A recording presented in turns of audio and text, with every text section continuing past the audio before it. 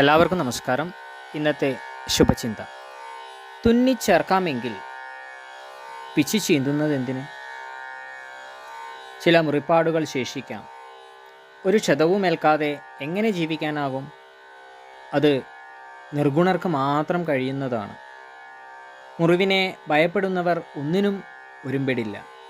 ഒരു കോട്ടവും സംഭവിക്കാതിരിക്കാനുള്ള എളുപ്പമാർഗം ഒന്നും ചെയ്യാതിരിക്കുക എന്നത് മാത്രമാണ്.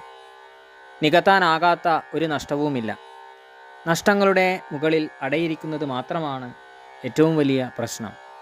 അനർത്ഥങ്ങളിൽ വിശ്വസിച്ചാൽ അതൊരു സുഖകരമായ ഒഴിവ് കഴിവാണ്. ഒരിക്കൽ തകർന്നു എന്നതിൻ്റെ പേരിൽ പിന്നീട് ഒരിക്കലും തളിക്കാതിരിക്കില്ല.